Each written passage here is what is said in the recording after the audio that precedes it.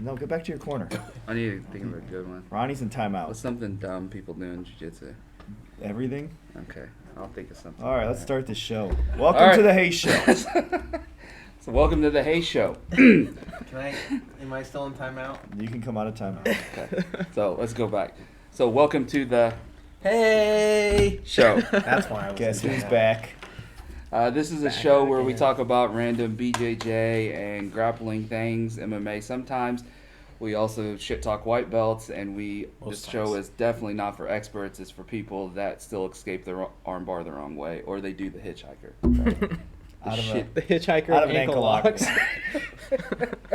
All right, so we have a fun one today. It's a mailbag episode. So a lot of these questions are actually from people that have contributed to our show, and also people who I stole shit from the internets. So they're two different things. That's what the internet's All right, for. so first question for our panel of experts. What is the number one most important thing every BJJ student should master first? He obviously did not read that. That's right off the dome. That was right off the dome. I've been thinking about this a lot lately, actually. Now that 'cause you're a master. Because Now- I just now started that you- having to teach, you know? And I think something that I wish I would have really put a lot more focus on at the beginning is guard passing. I think being able to get good Well, at that's passing guard is really Here's the important. problem. How can you be good at guard passing if you don't understand guard? I mean, yeah, I guess you're right. They both kind of tie in together a little bit. So. I think that's the hardest part. I think the hardest part of jiu-jitsu is figuring out where to start and how to start. Yeah. We've talked about that a little bit in other episodes. Yeah. And it's like, well, guard passing's great, but so here's the thing that really frustrates me with my academies, and as I mean, because we got to look at it, it's hard to look at it from this point, right? A lot of people train 1 or 2 days a week, Right. and they hobby it, okay? Me, unfortunately, is 7 days a week, hours upon hours of jiu-jitsu, that it's almost to the point where it gets boring for me, so in some parts. So the sucky part is I'm watching all these students and I'm trying to decide, how do you get these new students to start jiu-jitsu and to stay with jiu-jitsu? They got to make it.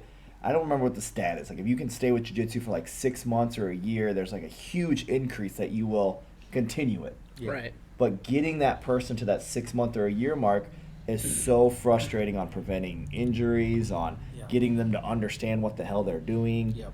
Like, Well, there's just so much information at the beginning, too. You ton. know, it's just some schools overwhelming. don't allow sparring for the first 6 months. Some schools go right into sparring because I agree, like, to me it's great, trial and error, you get tapped. Yeah. But some people can't handle that. No. Yeah, some people's egos Um, definitely get in the and they way. immediately We're not quit. that school, right? No. We don't Well- just throw people in the deep end now. Yeah, they definitely go to the ocean right away. Yeah, It's pretty quickly. rough. Straight Um, off the boat. Yeah. So, like, guard passing's great, but then it's like none of my students, for the most part, right, are playing a good spider guard, are playing a good De La Hiva, are going with a reverse De La Hiva, are going with a butterfly. So if you're doing the technique wrong on the bottom, the person on top's not getting a legit guard passing anyways. That's fair. That's fine. I feel like you could say that almost about anything, though. Like, But here's the thing, right? If you just tap him and you pass the guy's guard in 5 seconds, right? Well, you did technically pass the guard. You did teach him the X pass. You did teach him the Toriando. But if it's not realistic, like the hips are strong, the frame's right, you're really having to break the connection with the leg, et cetera, right? It's never going to work in tournament. right, it's different in practice as in theory, basically, you know. Right, and you don't want someone to be throwing a weak De La Hiva hook in, right, that someone just pushes off and then they're passed. Right. When realistically, the right De La Hiva hook on the right person is going to cause you issues that you're going to have to address other issues than Specifically just with that, yeah. passing the De La Hiva fakely hooked in. Yeah. Correct. I have something to ask to kind of build on that question. So Ronnie has a student. We're not named this person by name, and there's no way in hell they watch the show, so we're good. But whatever. This person is very good at one thing, like very, very good. We almost basically can't do anything with that portion of his game. What would you suggest to get him to buy into the rest of it? Yeah, that's good. Because that's a good point. we've really tried. I've talked to numerous people about this, and I do not know the answer. If you get to the point where you are so good at one thing, why would you ever do anything else? Well, because it's Andrew Are they a Wiltz white is a belt? perfect example. Yeah. I mean, Andrew Wiltz a monster in a lot of areas. Yeah. But there's other areas, there's bigger monsters out there always. Yeah. And if you're not, it's like, I remember a purple belt that Andrew came to me after he lost to Kanan like twice and said, what should I do differently? And I was like, holy crap, Andrew's asking me for advice. Mm-hmm. And clearly he didn't listen to any of it. But why, first of all, for two reasons. Why don't you want to perfect your game? If Right. you love the sport and you love what it is, why would you want to stay one-dimensional your whole life? Whether that's top or bottom or, the wrestling. It's like, I see a lot of black belts, and it really upsets me. They only have one game. Mm-hmm. And it's because they got really good at that one game, like my competition.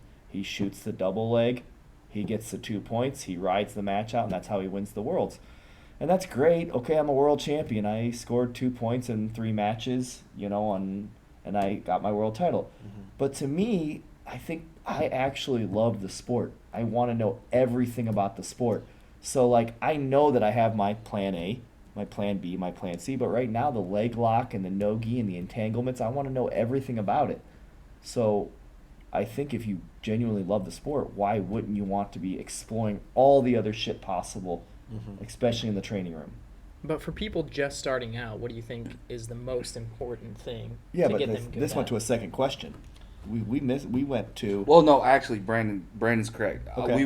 I was actually adding on to that because I thought that question kind of went along with that one because So it's they're just, new and they're just good at wrestling, or they're... Yes. Okay. Yeah. Basically, and just why get good at guard passing? Because most of my takedowns I land in side control. Right. Well, You know what I mean? That's kind of the. I don't think mind there's any way logic. to fix that. I You don't think just there's have to any way keep- to fix that until They they get start losing more and more. Ah, sweet. That's my answer. Yeah. I completely mean- agree with that. Ronnie's laughing right now because that's literally what That's I the say. only thing we can. Because do. because you can't change people. You know that by Right. now in the Oh, yeah. sport. Yeah, you yeah. can't change their training habits. You can't change. They have to want to change it. I mean, look at Oscar. Yeah.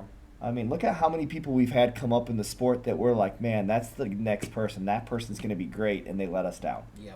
Time and time again. So, it might sound mean as a coach. It's not that we don't care. We care more than anyone. It's frustrating that others don't care as much as we care. That's true. Oscar is a student at Chad's Academy. Yeah, he's a great guy. So He has a lot of potential. It's sad to see it go thrown away, but yeah, one of the things I have is I got two for this one question, and it kind of depends on what you're wanting to do with it. If you're wanting to be a competitive jiu-jitsu person, I think one of the first things you should master is submission defense. Because if you can sit there and defend submissions, you have more time that you are in rolls. You have more rolling time because you're not getting subbed right off the bat. You're also less apprehensive to go for Exactly, moves because because you you're know how to confident defend. in your Exactly. defense. but you're gonna have to eliminate the factor of caring about getting tapped out. Oh, yeah. Which again is going to come down to whatever the statistics is, maybe 50-50, let's say. 50% of people are okay with getting tapped out. 50% of people will say they're okay with getting tapped out but don't want to get tapped out. They'll get tapped out twice in a night and they'll go home. Yeah. I mean, the real person, if I was a white belt and I had to do it again, and we've all made I would go in saying, I need to figure out how to get tapped out 20 times a night, right? Mm-hmm. Like, I'm going to do whatever I can do, but I'm not going to leave the mats until I get tapped out 20 times or 15 times. That way I know that every night I'm leaving, I'm getting I'm getting tapped out 20 times, and I'm learning. I put my arm in here, I grip this wrong, this guy stripped my grip into a triangle, blah, blah, blah. You learn 20 different ways to not do jiu-jitsu. I was So- I was about ready to ask that because actually that's a very technical way to look at it. So are you talking about you're getting enough rolls in to get tapped out 20 times? Right. Or okay. I don't know how many times I've watched people think that they've, it's like anything, and this goes to anything that you do in life, right? You go in there and you're like, man, I had a really hard night, I really trained hard. But if you really go write it down on paper, Yeah. you put 2 rounds in, you put 3 rounds in. You kept your elbows in and you didn't do anything just because you're like, well, he didn't tap me. Yeah. But you didn't do shit. You didn't learn Right. shit. And that's okay in a tournament to win. I don't care how I win in a tournament. I'll get a advantage and I'll hold on and ride the shit out. But in class, if you want to be the best guy in the room and you want to get better, count how many times you really get tapped out in a class. Count how many rounds you really go. Count how many chances you take and mess up. And really keep track of those stats, because you'll actually be blown away. Because how many times does your mind lie to you? Right. I had a really hard night. I did Oh, this. yeah, I sure. did that. And You can it's talk not- yourself into it. Yeah. Like, I oh mean- yeah, obviously. I mean, I did this. And- Yeah. and You the measure stats- yours based on how Just many took a tabs. class on that. I measure actually. mine on how many times I've thrown up that. Well, you got to measure it somewhere. I actually just took a class on that. It's that your creative subconscious, it basically connects partial things of your reality to things you're thinking of. So it Okay. actually, whenever people say, "Oh no, that person's a liar," or they always misremember things, it's actually maybe because their just mind can't connect those portions together. So Chad, now you have another excuse. All right. So the next question, actually, I said a curse word during that because this next question is pretty similar to one of the things Chad was going into. Would you rather get beat in training, trying new techniques, or dominate training partners using your normal game? The reason this question came up actually is one I stole from one of the blogs and stuff that's out there. So this person was having a very hard time because he said in his gym he was trying the techniques the instructor was doing, whatever it may be. I think in his case it was a judo technique. And he said that he was actually trying, but he said everyone that he rolled with, they were just doing the same normal things. And, he was getting beat, so he was getting frustrated. So I think we already answered this, but if you guys want to attack it another way, go right ahead. The only thing I'd like to add is that I think if you're training for like a tournament that's like a couple weeks away or something, maybe adjust it a little bit more then and go towards Yeah, maybe more that's of a your good point. game. But if you're just trying to learn and get better, you're not going to get better doing the same thing over and over. So Yeah, that's a great point, because if you are going into a tournament, you're not wanting to learn new things going into a tournament. You're wanting to sharpen your current tools so that they're ready to go. And when you go, one of my favorite drills I do for guys going into a tournament is I call it the 6-point drill. Whatever you do, you have to score 6 points, then you can get a submission. And then just pick that one path, whether it's double leg, so you get the 2, get to mount. Does it and have then- to be 6 points, or could it be 7, or as long as you get over 6? minimum I 6. kind of like that's a good idea. And that way, one, you remember the point system. 2, you're gonna do that one thing that you're good at. You're and gonna sharpen you're it. gonna get the position and the points before you jump on the arm bar, like we talk about in some of the segments. Exactly, like 100%. guard pull, flower sweep. Yeah, guard pull, arm flower bar. sweep. Make sure you get the points for the mount. Then you can go for your arm bar. Or if you want to submit, and I say this too, if you want to submit off your back, get your 6 points and then roll them into your guard. Play for Yeah, from free. mount, you mean? Yeah, Yeah, and yeah. then you can do your submission off your back. I just want 6 points scored, and that helps sharpen it. They're not going to go out and it's like, oh well, I'm going to work on this ankle pick I just learned. Like, no, they're going to shoot a double, or they're going to pull guard and do their sweep, the one sweep that they know how to do, and just do that over and over and over again. And I say, if you are going into the tournament, you pick one path and you do that path for this entire 5-minute round. I learned something new. It's pretty good. I I also like that. renamed that drill, and it's better. Yeah, It's the championship drill. He named it the championship good. drill, and, Yeah, I and like it that. sounds way better. He'd always go, the 6-point drill. The 6-point drill is glued to my head because I have to remember 6 points is what you have to score. But I like that. That's good. to go on with the question, I agree that you should be trying new things, and if you get beat trying new things, that's fine. But I want to kind of spin it a bit. If you're the teacher, if you're the head of the class, and you're out there rolling, are you trying new things, or are you making sure that you need to make sure that you give these guys a good roll? And if you're trying new things and you're getting tapped out all the time by your white belts because you're trying something new, is that bad? Because I worry about that a little bit. If I'm going in and I'm going to roll, and as long I don't feel bad if I at least give up a good roll, because like, okay, well, he's giving me a good roll. But if I go out there and get tapped out, boom, boom, boom, like that from my students, I feel like, oh, I might be losing a little bit here. I might be losing the respect a little bit. Yeah, I know To answer the first question for me, I think it's 50-50. I think that you have to have 50% of going out and dominating your students, or Your chosen game plan. Yeah, the question was, do you stick to your game plan where I just maul people and beat them at whatever I'm good at, Right. or do I try different things and lose? I think you need both. So how many days a week are you training? So how I feel like I used to do it is I'd go to Mount Vernon twice a week, right? That's where I would get my ass whooped. That's where I would get my defense got better, my aggressiveness got better because it was in survival mode when I went down there. Mm-hmm. But then when I came back to Effingham, they didn't train the same way yet. So I could sit there and I could just do whatever I want to people and practice things. And I've always said, if you want a really good game, I think you need both of those. Yeah, I think so. You need to have two environments, and you got to figure that out. So, figure out your academy's training schedule, right? Like, we have 4 days a week. Let's say 2 days a week are hard. Like, typically those 2 days a week are comp training, and you go as hard as possible. In those classes, right, those are the ones where you want to stick to your game plan and just try to tap out as many people and beat as many people's asses as you can. But then on the other days that are more casual, those are the ones where, okay, start with my back. Start at these positions. Let me get tapped out 100 times and figure shit out. And I think if you can balance the two things 50-50, you're going to have a really good game. That's I like So- that. Sun Yun with her students, she says she calls it the 1-and-1. She says that she gives one hard roll and then one roll where she's trying to get them to spots where she wants them to get better. I kind of do that with people that it sounds so douchey, but that I think I'm better than, or that I know that I'm better than, some that's newer, pretty douchey. it is super douchey to say, but What some an newer asshole. people, I was trying to find the joke.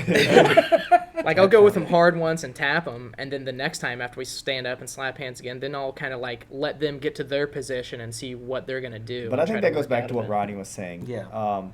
I think as an instructor, you're not trying to be a douchebag, but you Right. have to insert a level that Yeah. people respect it. Yeah, It just I guess that's kind of what I meant. whether you want to like the sport or not, it is a physical fighting sport, Yeah. and you could say, well, jiu-jitsu's not fighting. You're not physically beating someone sometimes. You're mentally having to beat them too. Yeah. Mhm. If you really want to know how to play the sport. The sport has a lot more mental into it than I think people actually look into. And if you're mentally not ready for a tournament, if you're not mentally ready for any of these different little things, it doesn't matter how physically good you are, you're not going to win things. So I think as an instructor and a coach, you can't let the students just constantly beat your ass. Why would they respect you? Right. Why would they listen to you? Why would they pay you? Why would they come to you? So they got to know that there's levels. Yeah. And they got to know, I'm getting level 5 of Ronnie right now. I eventually want to get to level 4 of Ronnie, level 3 of Ronnie, and then eventually you got Tristan, who's at level 1 of fighting me. Yeah. Now I don't beat Tristan anymore. Yeah. But he had to go through 5 or 6 levels of me to get to that point. Mm-hmm. And I Absolutely. think that's the good thing if you want to be a good instructor. And then look, now he's the most respectful, humble student that we have. Absolutely. Because we created those layers and did it the right way. Yeah, it's nice when you get those guys that respect you enough that they tap you out, and then you say that was great, but you could have done this better, and they're taking mental notes, oh yeah, that's right, yeah, I Yep. could have done that better. I could have tapped you out. Here's some quicker. tips for beating my ass next time. Exactly. That ass kicking was great, but if you want to kick it quicker, I had one real contribution. I had one joke. So Okay. the first contribution is I used to go to a school back in the day, and the instructor would actually roll with their students, but she would always do things to beat them that they don't know. Yeah. Like a heel hook in the gi or Right. a wrist lock or something. Sure. And you're just showing dominance. Yeah. So I think that would be a toxic type Yeah. of environment like that. Right. And then the joke part is Joey Brandon thinks he's better than you. oh shit! I have never seen it. And it's not I was true trying either. I was trying to find the one student that would be good. So Oh, man. okay. I think I heard Pot that. stirred. All right. So this is non-PC, so I apologize with fainting hearts or whatever. Gun to your head. What skill set would you want to be a master of and just okay at to be the best in the cage? Well, what's that martial art where you can move the guy away without touching him? Tai Chi. Bullshit. Hey! Good. I want that one where I just like wave the guy down and he falls over. Yeah. My legitimate answer. That to wasn't Chad- legit? That was not legit. That was bullshit. So one that's really Like one you like. I'm thinking of like the specialist because me and Ronnie talk about this a lot in MMA. I love specialists. That's my thing. Like where they're legitimately like they're a master of whatever they're doing, and then they're just okay at one thing. To win that cage saves them. fights? Yeah, to Yeah. win cage Well, fights. clearly the answer is simple. wrestling. It's just wrestling. I disagree. Yeah, That's I it. disagree. I too. think it's jiu-jitsu. Jiu-jitsu is the number one, and then your backup is boxing.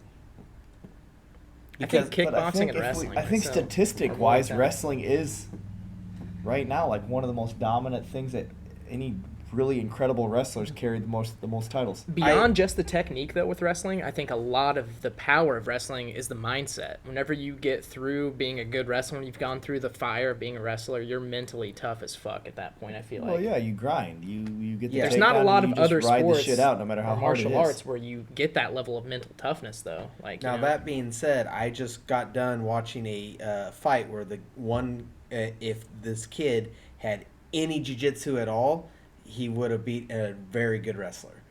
Because a wrestler is very good at getting them down and being able to hold them down to an extent. Yeah, but you're talking about amateur. Are we Yeah. talking about like top of the level, best Well, athlete in the world? Or are we No, talking no, no. amateurs? I am talking about just in the cage. Like in who, the and who holds the most UFC titles? If you were to say Muay Thai, boxing, Jiu-Jitsu, wrestling, who holds what on the fair? And I know in essentially they all have Muay Thai, they all have Yeah, wrestling, they right, all have yeah. you know like, that's we understand what you're saying. but I would say a majority of the title holders in the UFC have all been primary wrestlers. I would say it's strikers.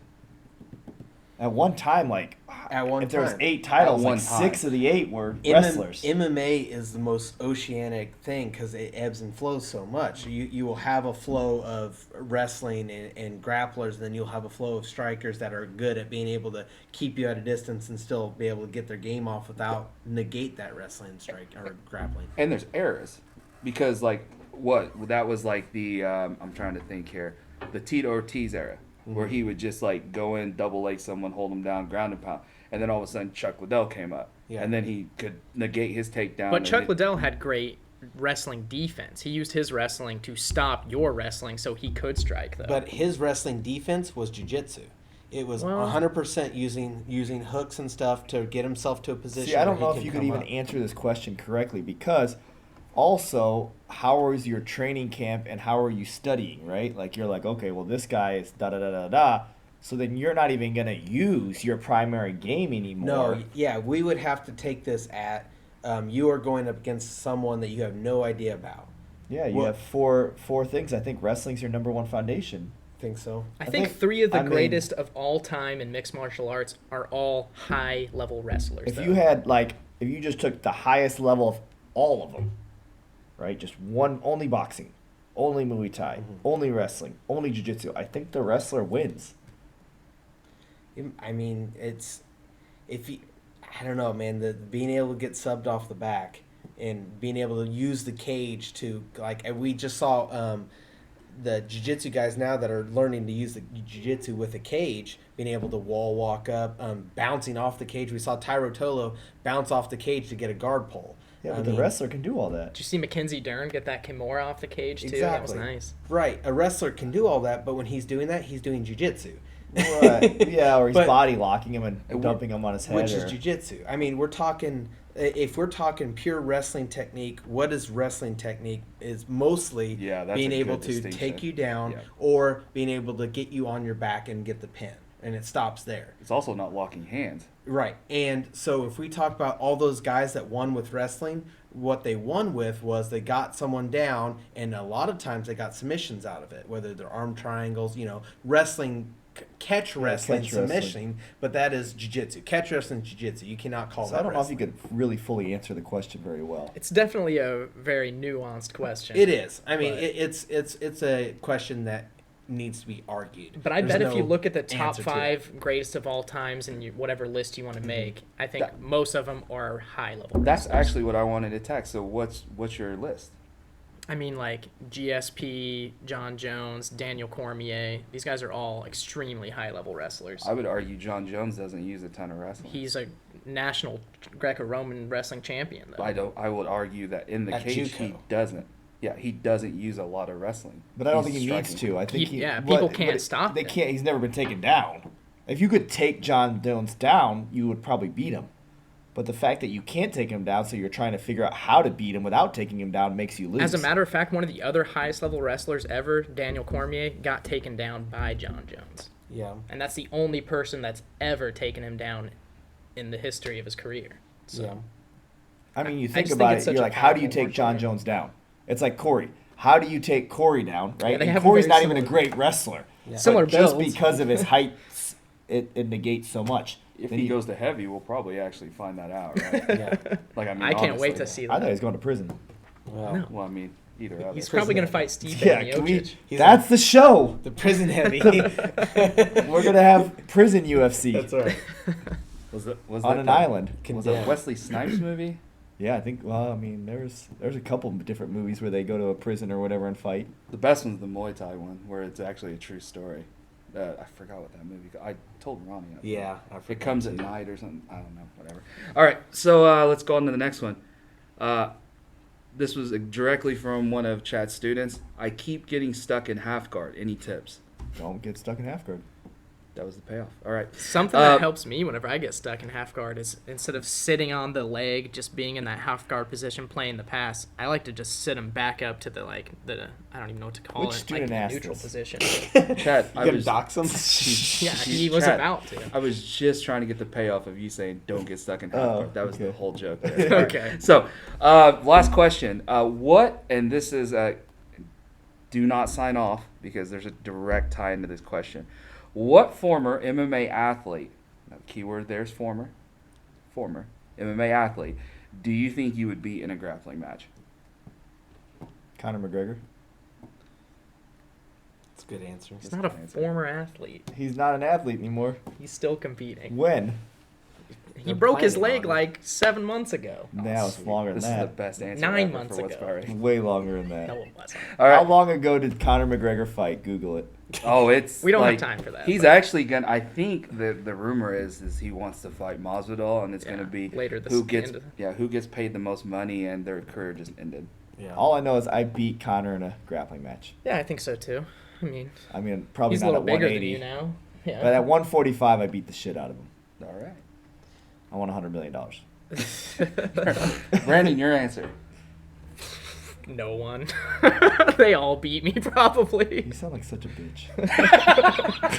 Honestly, I'm having a hard time thinking of somebody that I think I can't- could beat in a You can't grappling do like a match. rape war. I know who it is. Who?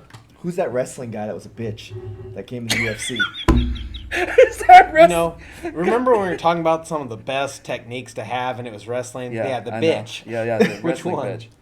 He was a famous. Well, he wrestled. He did WWF or whatever. And Oh, then he gotcha. tried- CM CM Punk? Punk. Yeah, He's like 200 pounds. you could take him. All right, sign me up, bud. I- I'll give it a shot. I really think he- I can't believe I can say this, but I've seen CM Punk do jiu-jitsu. And Brandon could take him or no? He's bigger than you think. But Brandon could take him. You know, I'm feeling like I could probably take him. He's a. Oh, I think man. he's a- Can we arrange that? I think he's a CM bro- I Punk, think if he's a you're bro- watching. He actually competes in Chicago. No, because he went against Mickey Gall in his debut, and Mickey Gall was a brown belt then. There is no way they were both brown belts in that. He got destroyed by him. It's on probably the ground. karate. Not all belts or are created equal. Ji-Kun Ku Chi Ji-Kun Ki. do. Well, he trains No, at. it's Careful. like, Did he train at? You're, He you're trained. hovering around a word there. He trains at Rufus Sports. He Oh, might, does he? Yeah, he trains might at be a Rufus blue Sports. belt now, but Yeah. there is no way he's a brown belt. I'm gonna look this up immediately whenever in 5 seconds. But no, I actually saw him compete, and like he was really nice. He We just want asked, the match. He Accept. he asked no one tape it. And he That's also always a asked good sign. no yeah. one, no one come up and asked for autographs. He came in to it was a grappling games, and he knew the owner, and then he just came in, 5 seconds, did his match or his division, and then just left. But yeah, I actually saw that. All right, Ronnie. Yeah, bitch bing. Give me Michael bitch bing. I don't know if you can beat him, tomorrow. though. Dude, he's got pretty Are you good kidding jiu-jitsu me? too. No. His jiu-jitsu's decent, You got right? pretty good And he's jiu-jitsu, got dude. decent wrestling, What? right? I mean, I'd like to watch the fight, but No. he's not a bum on the ground, I don't think. Yeah, I think you I think you Wow. underestimate Bisping a little bit. Ouch. I'm hurt. Maybe we're I'm really underestimating Ronnie, it sounds hurt. like. That's true. I am physically hurt From what? from your burns. You haven't even wrestled yet. You should be hurt afterwards. Okay. I mean, if we can arrange that match, we have mats. I mean, I'm pretty sure he's been a black belt for like 7 or 8 years. He's or not something. a black belt yet. We looked him up. He's a black Really? belt under some weird ass. That is Kinda like true. Chad That is Hawkins. true. European jiu-jitsu. Some weird It jiu-jitsu was that's not definitely real Asian jiu-jitsu. jiu-jitsu, Okay. yeah. He's a brown Okay. belt in Brazilian jiu-jitsu under So you guys are the same. I guess I didn't know California. Same that. weight, California same- guy. some California guy. All right. I guess I didn't know that. I kind of want to That's see good know. Ronnie prove me wrong. Yeah, I like it. I'd love to see that. Let's get it Now, done. now let's not ruin this.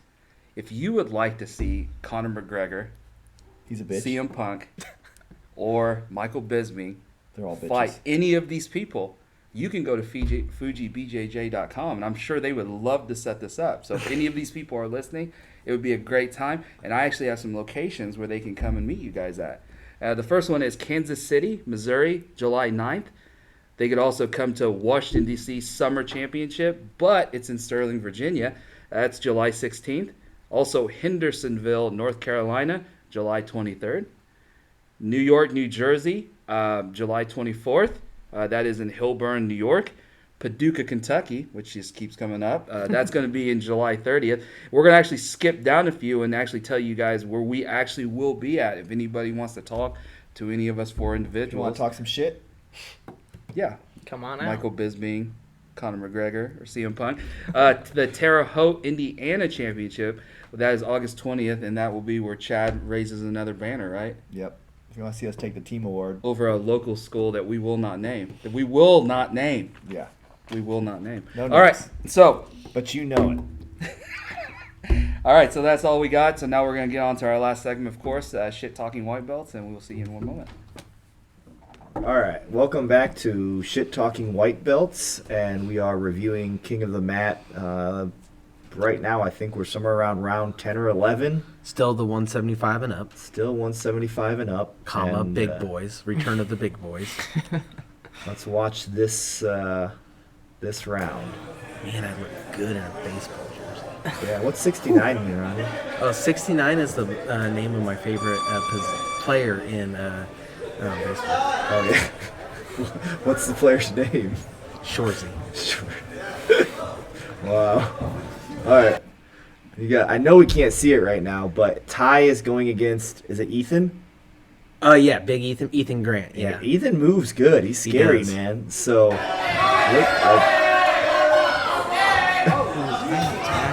yeah. I mean, Ethan's no.